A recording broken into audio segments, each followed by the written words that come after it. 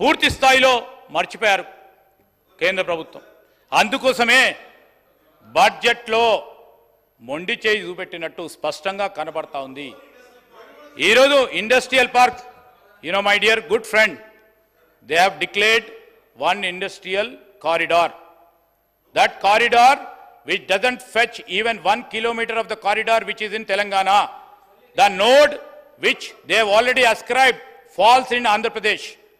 And in spite, our right, whatever the general thing, what you people are telling, sir, ee roju kuda chepta unnam, నిధుల కేటాయింపు విషయంలో వివిధ డిపార్ట్మెంట్ల ద్వారా వచ్చే అంశాలు మన హక్కు, తప్పకుండా వస్తాయి అవి.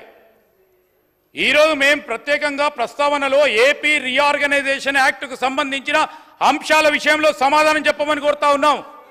ఏపీ రీఆర్గనైజేషన్ యాక్ట్లో ఇతర రాష్ట్రాలకు సంబంధించి మేము అడుగుతా ఉన్నాం, అక్కడ కేటాయింపులు ఎందుకు జరిగినాయి, అదే ఆంధ్రప్రదేశ్ రాష్ట్రానికి సంబంధించి మేము ప్రస్తావన చేసిన ఈ అంశాలు ఎందుకు ప్రస్తావన రాలేదని అడుగుతా ఉన్నాం అధ్యక్ష.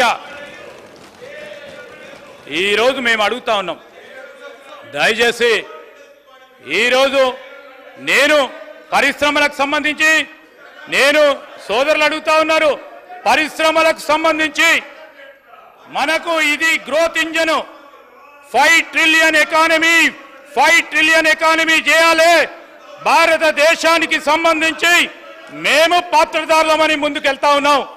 మన వానవరులు గొప్ప వానవరులు ఉన్నాయి, ఇక్కడ గొప్ప ఈకో సిస్టమ్ క్రియేట్ చేశాం, దాంట్లో మాకు భాగస్వామ్యం కావాలి అంటే తప్పకుండా ఇవ్వాల్సిన ధర్మం కేంద్ర ప్రభుత్వానికి. మేము అడుగుతా ఉన్నాం, ఒకటే సింగిల్ లైన్ అధ్యక్ష, చాలా మంది మాట్లాడేది ఉంది.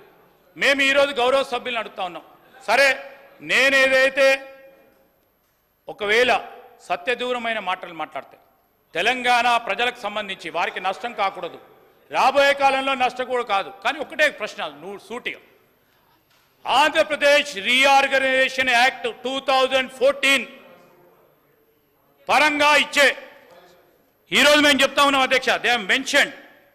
ఈరోజు మీరు చూస్తే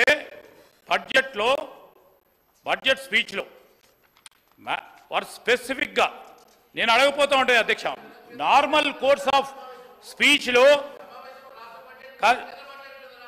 సమావేశం ఈరోజు మేము అడుగుతా ఉన్నాం అధ్యక్ష, ఈరోజు స్పెసిఫిక్గా సార్ ఈరోజు స్పెసిఫిక్గా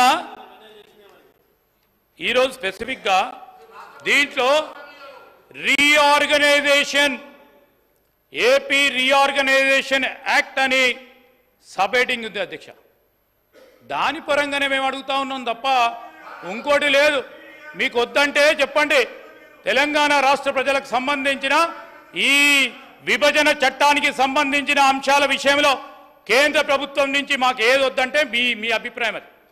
మేము అడుగుతా ఉన్నాం, మా అభిప్రాయం ఇది, మీ ద్వారా మీ పార్లమెంట్ సభ్యుల ద్వారా కేంద్ర మంత్రులకి అదేవిధంగా ప్రధానమంత్రికి తెలియజేసి ఇప్పటికైనా బడ్జెట్ ఆమోదం చేయడానికి సమయం ఉన్నది, సవరణ చేసే కార్యక్రమం చేయాలని కోరడానికి అందరి అభిప్రాయం తీసుకొని మనం అందరం ఓ మంచి వాతావరణంలో, నేను కోరుతా ఉన్నది ఒకటే, ఐఎమ్ టెలింగ్ యూ, మంచి వాతావరణంలో తెలంగాణ రాష్ట్ర ప్రజలకు సంబంధించిన మన హక్కులు, మన నిధులు, మన విధులను మనం సాధించడానికి మీ అందరి సహకారాన్ని కోరటానికే, మీ అభిప్రాయాలను తీసుకోవడానికే మరి ఈరోజు ప్రభుత్వ పక్షాన మరి ప్రస్తావన చేయటం జరిగింది. మీ అభిప్రాయాలు చెప్పండి, మనం అందరం కూడా రాష్ట్ర ప్రజలకు సంబంధించిన ఈ అంశం, ఈ రీఆర్గనైజేషన్ యాక్ట్ మా మహేశ్వర్ రెడ్డి గారు చూసుంటారు, ఇది స్పెసిఫిక్గా they mention sir, otherwise we won't have been so troubled.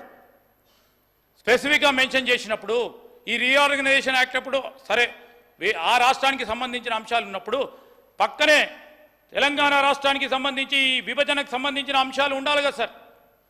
ఏది లేకపోవడంతో ఎంతో మనోవేదనకు గురవుతా ఉన్న తెలంగాణ ప్రజలకు సంబంధించిన అంశాలని మనం అందరం కూడా చర్చించుకొని ఒక మంచి వాతావరణంలో మనమందరం మళ్ళీ పోరాడతాం, మీరందరితో పాటు మనం అడుగుదాం కేంద్ర ప్రధానమంత్రి, మనందరి ప్రధానమంత్రి, రాష్ట్ర మంత్రులను అడుగుదాం, అన్నీ కూడా తీసుకొచ్చి మీ సహకారాన్ని కూడా కోరుతూ నాకు ఈ అవకాశం ఇచ్చిన శాసన సభాపతి గారికి కృతజ్ఞతలు తెలియజేస్తాను. శ్రీ కేటీ రామారావు గారు.